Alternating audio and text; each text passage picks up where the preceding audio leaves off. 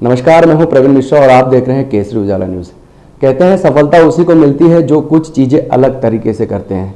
ऐसे ही safe ride के 5 पांडव की कहानी उन्हीं की जुबानी और सफलता की कहानी उन्हीं से जानेंगे। आइए सीधे बात करते हैं सेफ राइडर के सभी संस्थापकों से। केसरी उजाला में आपका बहुत बहुत स्वागत है सर। नमस्कार। आप अपने सफ़र के बारे में बताइए कि कैसे आपने सेफ राइड की शुरुआत की और किन किन लोगों के साथ की। देखिए, ऐसा है कि जो उदय पोफली है, जो मेरे दोस्त, जो हमारे सेफ राइड के पार्टनर है, वहाँ पे हमारा एक बार जो बात हुई थी, तो वह हम ऐसा चाहते थे कि हम कुछ ड्राइवर लोग भाइयों के लिए कुछ उनके फैमिली के जो उनके सपने रहते हैं उनको पूरा करने के लिए, या फिर उनके कोई जो दिक्कत आती है, उनको जो प्रॉब्लम्स आते हैं, वो जो फेस करते हैं, उनके लिए कुछ सॉल्यूशन निकाला जाए। तो इसीलिए हमने ये सेफ राइड ऐप जो है वो उसका स्टार्टअप किया था। तो उसके बाद हम ये इसका जो स्टार्टिंग था सेफ राइड ऐप का, जो शुरू हुआ था 2019 में। 19 से हमने हर एक चीज़ पे, पूरे प्रोजेक्ट पे इसका पूरा अभ्यास किया है। फिर इसके जो खामियां है, जो अदर ऐप के जो खामियां है, जो ड्राइवर लोग भुगत रहे, उस पर हमने पूरा इसका अभ्यास किया है और उसके ऊपर हमने हर एक चीज़ को स्टार्ट किया है। तो फिर वैसे जैसे फिर हम जब आगे बढ़े तब लोग हमसे जुड़ते गए। जैसे मोनी जी लांजवार है, थानेश्वर जी ब्राह्मणकर है, ये हमारा एक टीम बनते गए और हम इस हर एक चीज़ पे काम करना हमने शुरू कर दिया, जो धीरे धीरे हम अभी तक यहाँ तक पहुँचे हैं और इसको हम पूरे इंडिया में हमारा लेके जाने का इसका जो प्रयत्न है हम वो पूरा करने की कोशिश कर रहे हैं। मोहनी जी, आप भी बताइए कि कैसे अनिकेत भाई साहब से आपकी मुलाकात हुई थी और क्या इन्होंने आप लोगों को कैसा बताया, सफलता कैसे अर्जित करेंगे, इसके बारे में बताइए। नमस्कार सर, मैं मोनिश लंजेवार। सबसे पहले उदय सर और अनिकेत सर का प्लानिंग था सेफ राइड कैब्स का, तो साथ ही साथ इनका प्लानिंग होने के बाद इन्होंने मुझे सेल्स मार्केटिंग के लिए अप्रोच किया था। क्या अपने को इसका कारोबार बढ़ाना है तो अपन किस टाइप से स्ट्रैटेजी बना सकते हैं। तो पूरा सेल्स मार्केटिंग का स्ट्रैटेजी का प्लान बताया। सबसे पहले तो स्टार्टिंग किस टाइप से होना चाहिए, अपन इसको किस एंड तक के ले जा सकते हैं। इंडिया में इसको पूरा ब्रांड कराना है तो अपनों को मेहनत बहुत ज़्यादा लगेगी। ये सारा चीज़ें का डिस्कशन हमारा हुआ था। कुछ दिन बाद मुझे थानेश्वर ब्राह्मणकर जी से मैंने बात किया था कि अपनों को एक बिज़नेस अपॉर्चुनिटी अपने हाथ में है, जिसका नाम सेफ राइड कैब सर्विस है। ऑनलाइन कैब बुकिंग के जैसा ही सर्विस रहेगा, आपको सेल्स में काम करना है मेरे साथ। तो इन्होंने भी कुछ दिनों के बाद अपना डिसीजन दिया था कि हाँ मैं कर सकता हूँ। इनके भी लगन, इनकी मेहनत हमारे इस प्रोजेक्ट में काम आई और हम लोग स्टार्टिंग किए थे नागपुर से। हमारा मेन ऑफिस नागपुर से हमने स्टार्ट किया था और नागपुर से ही इसको कारोबार बढ़ाने का हम लोगों का कोशिश है। हमारा इस सेफ राइड कैब्स का उद्घाटन 14 फरवरी 2019 में नितिन गडकरी साहब जी, देवेंद्र फडणवीस जी, दिग्गज नेताओं के हाथ से हम लोगों ने इसका उद्घाटन भी किए थे। उसी बाद हम लोग ड्राइवर का अटैचमेंट लेना स्टार्ट हुआ था, कस्टमर का फीडबैक आना स्टार्ट हुआ था। हमारा स्पेशलिटी सेफ राइड कैब्स में ये है कि हम लोग सर कोई भी ड्राइवर भाइयों से 1 रुपये का भी अटैचमेंट का फीस नहीं ले रहे हैं, जिस कारण उन्हें अटैचमेंट करने में कोई प्रॉब्लम नहीं जाती। बाकी अदर सर्विसेज में कुछ उनसे अमाउंट लिया जाता है, कुछ दिक्कत आने के बाद उनका अमाउंट रिफ़ंड करने में जब बारी आती है तो बाकी कंपनीज रिफ़ंड करने को नहीं देती। हम लोगों का ऐसा है कि हम लोगों ने इनसे पैसा ही नहीं लिया है, ड्राइवर भाइयों से हमने इसलिए पैसा नहीं लिया, ऑलरेडी अपने को उनके बेस के ऊपर बिजनेस करना है। तो हमारा स्ट्रेटेजी प्लानिंग यही है कि उनको अटैचमेंट करके अपना सर्विस बेच देना है। तो ये सर सेफ राइड का कारोबार हम लोग धीरे धीरे बढ़ाना है। अभी आप बताइए कैसा रहा आपका सफर। मुझे मोनिश लांजेवार जी 2019 को मिले, मेरे क्लासमेट थे बचपन के। मुझे चलते में ही ऐसा इन्होंने बता दिया कि अपने पास में एक बिज़नेस मॉडल आया है जिसको अपने को करना है। एक्चुअल मैं यहाँ पर अदर कंपनी में नाम लेना चाहता हूँ। ओला कंपनी यहाँ पर आई थी नागपुर में, तब वहाँ पर मेरी इच्छा थी कि मुझे कैब लगाना है वहाँ पर, तब मैं वहाँ पर गया था। तो वहाँ पर मैंने फ्रेंचाइजी के बारे में पूछा था कि मुझे यहाँ पर फ्रेंचाइजी लेनी है। फिर बाद में इनका मिलना हुआ, ये मेरे बचपन के ही दोस्त है, क्लासमेट रह चुके हैं। तो इन्होंने बताया कि ऐसे अपने को सर्विस स्टार्ट करना है। मुझे नहीं पता था कि उदय पोपली जी डेवलपमेंट कर रहे हैं या उनको सॉफ्टवेयर का काम आता है। बाद में उनसे मैंने जाके पूछा, उनसे मिला, मोनिश सर मिले, अनिकेत सर का कॉल आया, हम लोग जाके मीटिंग लिए। उन्होंने बोला कि हाँ मैं रेडी हूँ, मैं तैयार करूँगा इसको। फिर हम लोग ने भी सोचा कि अब मार्केटिंग अपने को करना है और इसको अपन तैयार कैसे करेंगे, अपने पास तो इतना फंड नहीं है, बहुत सारी चीज़ें लगती है बिजनेस को उठाने के लिए। तो हमने धीरे धीरे स्टार्टअप किया। फंड का हम लोग ने जमा किए फंड वगैरह। उसके बाद में हम लोग कई इन्वेस्टर भी देखे, जिसमें हम लोग को इन्वेस्टर भी नहीं मिले क्योंकि हम लोग तो थे ही नहीं मार्केट में, ये नया प्लान था। फिर हम लोग काम किस वे से करेंगे, ऐसा क्या करेंगे सेफ राइड में, मॉडल कैसा तैयार करेंगे जिससे हम लोग मार्केट में जा सके और ओला और अदर कंपनी जैसे है इनको हम लोग कॉम्पीट कर सके। तो हम लोग ने मॉडल तैयार किया जिसमें मोनी सर का काफ़ी एफर्ट रहा, मॉडल प्लान भी अच्छा लगा। फिर हम लोग यहाँ पर आए, राइड किए, ड्राइवर से बहुत सारी चीज़ें जाने कि इनकी तकलीफ़ क्या है। इनकी हमने सोचा कि अगर हम ड्राइवर की तकलीफ़ को ही अगर सॉल्यूशन, हमने वही बेस हमारा वही था कि अगर हम लोग ड्राइवर को उसकी सॉल्यूशन, अगर उसकी प्रॉब्लम हम लोग सॉल्व करेंगे तो ऑब्वियसली बात है कि हम लोग आगे जाएंगे। बस हम लोगों ने उस मिशन में ही काम किया। काम करने के बाद में हमको पता लगा कि नहीं, हम लोग वाकई में कर सकते हैं, हम लोग को समझ में आया। उसके बाद में हम लोग डिसाइड किया, हमारी एक कंपनी फाइनल हुई और आज हम लोग नागपुर में है। अच्छा बढ़िया रिस्पांस मिल रहा है और मुझे पता है, पूरा भरोसा है कि हम लोग इंडिया में, हम लोग ऑब्वियसली बात है और हो सके तो हम लोग एशिया में भी जाएंगे। इतना बड़ा वेंचर आप लोगों ने स्थापित किया है। कई बार ऐसी होती है कि स्टार्टअप करने के लिए पैसों की ज़रूरत होती है, कई बार स्टार्टअप फेल भी हो जाते हैं। क्या मुसीबतों का सामना आपको करना पड़ा और किस बैकग्राउंड से आप लोग आए, कहाँ से आप लोगों ने फंड मतलब इन्वेस्ट किया यहाँ पर, ये बताइए। देखिए सर, जो स्टार्टअप रहता है तो वहाँ मुसीबतें होती है। और जब मेरा जो बैकग्राउंड है, मैं प्रॉपर अमरावती से हूँ और मैं और जो हमारे पार्टनर है उदय सर, हम साथ में सीखे बचपन से, तो हम दोनों के बीच में अच्छा बॉन्डिंग था पहले से ही। तो फिर बाद में मैं पूना में मेरी एक कंपनी थी खुद की, जो 3D animation architecture render firm थी, पर मुझे वहाँ पे काम करने में कुछ मज़ा नहीं आया। बाद में मैं कुछ दिन अमेरिका में था, तो अमेरिका में मुझे ऐसा लगता था कि कुछ खुद का करना है। तो फिर जब मेरी उदय सर से बात हुई थी तब हमारा डिसाइड हुआ कि सेफ राइड के लिए काम करना है। तो मैं इंडिया आके उसके लिए काम करने के लिए मैं लग गया। मोनी जी, आप बताइए कि कैसा रहा आपका सफ़र और क्या क्या मुसीबतें आपको आई। सर, सेफ राइड का कॉन्सेप्ट नया था, स्टार्टअप इंडिया में इसका नया प्रोजेक्ट लाना था, मार्केट के लिए, लोगों के लिए, सभी के लिए नया था। साथ ही साथ हम लोग, मेरा खुद का घर का बैकग्राउंड उतना बड़ा नहीं है, मिडिल क्लास के हम लोग हैं। घर में फैमिली का भी सपोर्ट बहुत अच्छा है इस काम में मुझे, क्या तू कर सकता है तो कर। और ये काम के सिलसिले में सर मुझे एक अच्छा चांस था कि मुझे अपने आप को प्रूफ करना था कि मैं एक अच्छा सेटअप या अच्छा बिजनेस किसी और के लिए, साथ ही साथ अपन कोई दो पैसे का रोजगार किसी के लिए कर सकते हैं क्या सर। इस सिलसिले से मैं ये काम में लगा था। स्टार्टिंग में दिक्कत ये आई थी, पैसे पानी का सर सपोर्ट घर से मिला था, लेकिन उतने ही पैसे में नहीं हो पा रहा था। फ्रेंड लोगों से भी थोड़ा पैसा कलेक्ट किए थे। फिर हमने फ्रेंचाइजी के लिए, यहाँ पे नागपुर का फ्रेंचाइजी ओनरशिप के लिए भी बात किए थे। ये सारी तरीके से सर हमने इसका फंडिंग कलेक्ट किया था। अब दिक्कत सर बिजनेस का, स्टार्टिंग में नागपुर में हम लोग जब आए तो हम सभी नए थे, मैं खुद ना गोंदिया से प्रॉपर हूँ। या हमको बिजनेस करना है, अब ऑब्वियस है कोई नागपुर सिटी में, अब बाहर की सिटी के आ रहे हैं तो यहाँ पे बहुत सारे दिक्कतें भी सामना करना पड़ा, क्योंकि इसके पहले भी ऐसे बहुत सारी कंपनी आई थी, बोले लोग आके चले जाती है, हमको गाड़ी अटैचमेंट करने के लिए बोल देते हैं, बुकिंग्स नहीं मिलती है, सारा चीज़ें सर फेस था।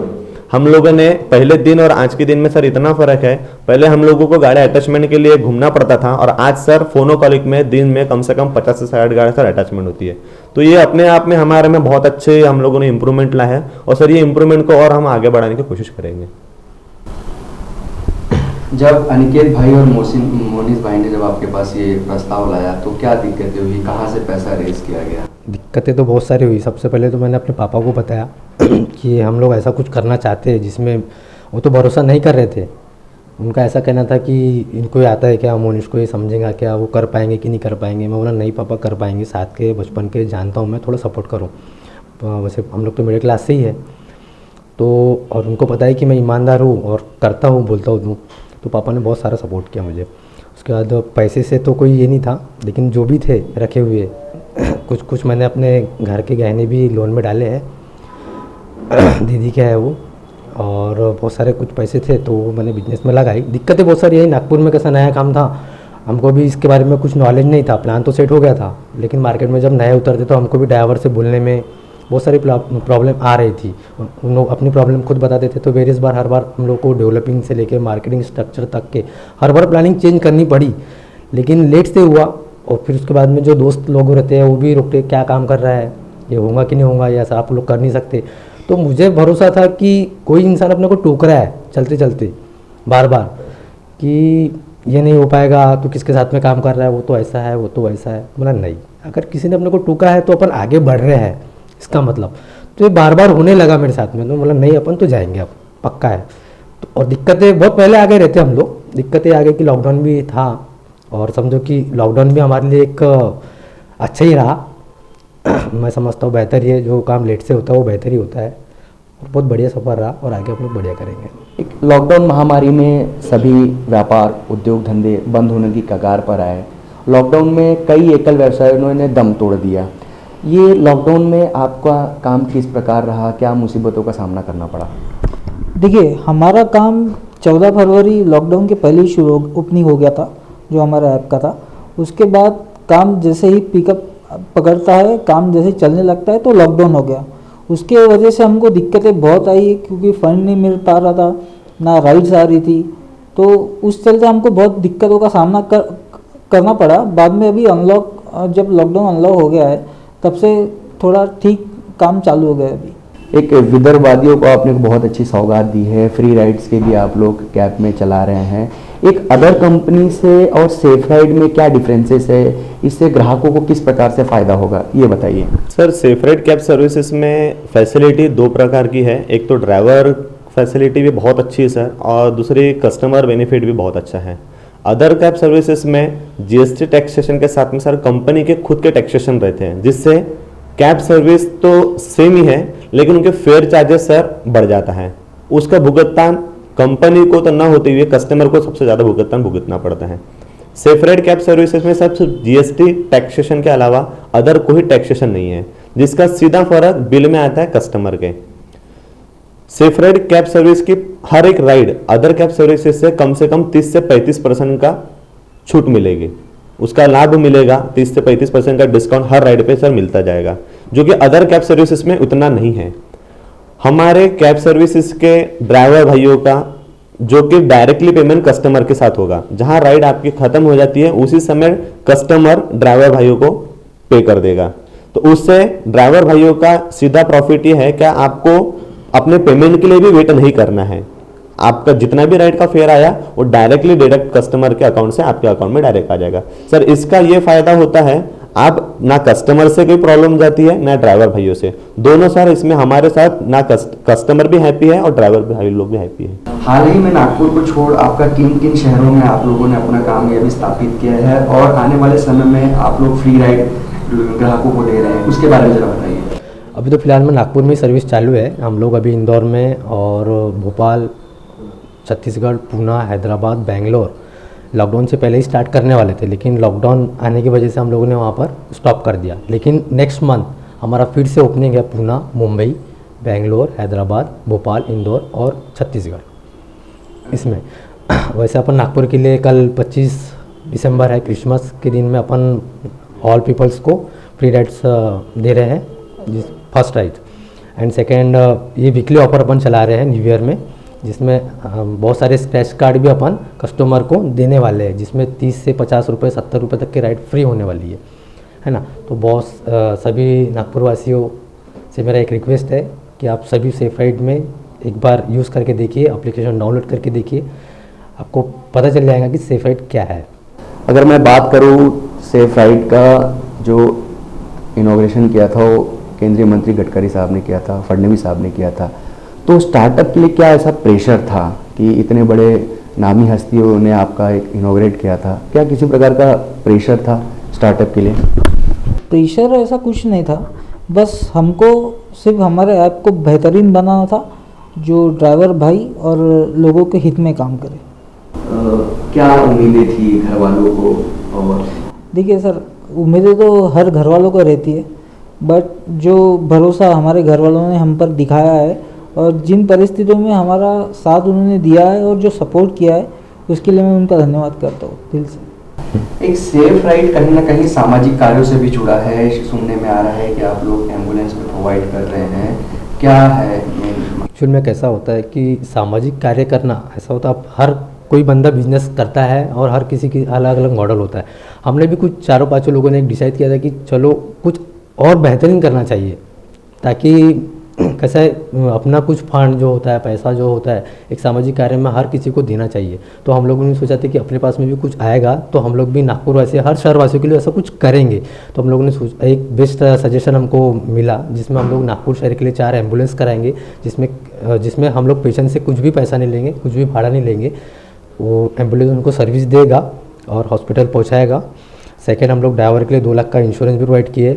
और एक बहुत अच्छा है कि हम लोग आर्मी के लिए अपने कैलकुलेशन का जितना हमको बिजनेस प्रॉफिट का है ना, उसका कुछ % हम लोग आर्मी वालों को डोनेट करेंगे। सेफ राइड का क्या फ्रेंचाइजी मॉडल है? कितनी गाड़ियों से आपने शुरुआत की थी और आज इतने दिनों बाद एक सफलता के आप लोगों ने झंडे गाड़े हैं, कितनी गाड़ी हो गई और आने वाले भविष्य में कितनी गाड़ियाँ आप लोग विदर्भवादियों के लिए प्रोवाइड करवाएंगे, इसके बारे में बताइए। सर, सेफ राइड की गाड़ी का कारवां सिर्फ और सिर्फ 5 गाड़ियों से चालू हुआ था। वो भी हम लोगों को जा के बताना पड़ता था। Safe ride cab service Nagpur में आया है, ऑनलाइन कैब सर्विस है। अब यह कारवां सर कुछ ही दिनों में 1000 गाड़ी तक के पहुंच गया है, जिसमें कुछ कैब भी है, कुछ ऑटो भी है। आने वाले दिनों में सर ई रिक्शा भी सेफ राइड कैब सर्विस के अंदर आपको देखने मिलेगा। यह कारवां नागपुर से शुरू होकर सर कुछ ही दिनों में पूरे भारतवर्ष में भी दिखेगा। पूरे भारत में भी सेफ राइड का सर्विस सभी कस्टमर को, सभी ड्राइवर भाइयों को इसका लाभ मिलेगा। शुरुआत के समय गाड़ी अटैचमेंट में भी सर दिक्कतें बहुत आई थी। प्रोजेक्ट नया, बिजनेस नया, कुछ कंपनीज आके चले गई, कुछ कंपनी आने वाली है। ये सारा हमने मद्देनजर रखते हुए सर हम लोगों ने इसका फ्रेंचाइजी मॉडल भी बना के रखा है, ताकि कुछ शहरों में अपनी फ्रेंचाइजी देने के साथ साथ उस शहर का बिजनेस उतना ही तरीके से ग्रोथ हो सके। सेफ राइड फ्रेंचाइजी के लिए क्या किस प्रकार की नियमावली है और किस तरह से लोगों को आप फ्रेंचाइजी देना चाहते हैं, इसके बारे में दर्शकों को बताइए। सर देखिए, हर सिटी का एक अपना बजट होता है, उसको मद्देनज़र देखते हम उसका एडवर्टाइजिंग कॉस्ट जहाँ वो चलेगा उसको कितना खर्चा आएगा, ये हम जब उसका सर्वे करते हैं, जो हमारा टीम जाके सर्वे करता है उसके ऊपर हम डिसाइड करते हैं। और एक फ्रेंचाइजी लेने के लिए उसको केवल उसके डॉक्यूमेंट्स, उसके फ़ोटो कॉपीज़ और उसके जो स्टेटमेंट्स रहते हैं, जो बैंक स्टेटमेंट रहते हैं, बस उनकी हमको ज़रूरत रहती है। बाकी जो पूरा सर्वे होता है उसके ऊपर उसका कॉस्टिंग डिपेंड करता है सिटी का। एक आत्मनिर्भर भारत में कई एकल व्यवसाय दम तोड़ देना जा रहा है और आप 5 पांडवों ने एक अच्छा सफलता अर्जित की है। क्या कहना चाहेंगे, लोगों को क्या संदेश देंगे कि आत्मनिर्भर बनने के लिए? मैं तो यही कहना चाहूँगा कि आप अगर कोई बिजनेस स्टार्टअप करते हैं तो पेशेंस रखना बहुत ज़रूरी है। आएंगे मोड़ तो बहुत सारे आते हैं, बोलने वाले बहुत कुछ बोलते हैं, है ना, लेकिन सफ़र और मेहनत और स्ट्रगल आपको ज़रूरी है। साथ में जो आपके पार्टनर्स हैं उन लोग के साथ में भी मिसबिहेवियर नहीं करना चाहिए। उनके साथ में आपको हमेशा जुड़ के, होता है कम ज़्यादा बिजनेस में तो लगा है, कम ज़्यादा होते रहेगा, कभी बहुत सारी प्रॉब्लम्स आते रहेंगी, लेकिन हमको प्रॉब्लम को सॉल्व आउट करते हुए धीरे धीरे स्टेप बाय स्टेप बढ़ना चाहिए। और मैं चाहता हूँ कि हम लोग, हमारे इधर में बहुत सारे ऐसा होता है अपने इंडिया में, एक्चुअल में फॉरेन के बिजनेस अपने यहाँ आते, हमारे बिजनेस वहाँ जाके वहाँ नहीं जाते, यहाँ के लोग वहाँ जाते हैं। ऐसा क्यों होता है? हम लोग भी कर सकते हैं, इंडिया वाले क्यों नहीं कर सकते? मैं चाहता हूँ कि आप भी ऐसा कुछ प्रोजेक्ट, आपको जिस व्यवसाय में इंटरेस्ट है आप उस इंटरेस्ट में वो व्यवसाय में जाइए, छोटी से स्टार्ट करिए, स्टेप बाय स्टेप बढ़िए, ज़रूर आपको सफलता मिलेंगी। किन किन लोगों ने इसकी शुरुआत की थी, इसके बारे में, अपने सफ़र के बारे में बताइए।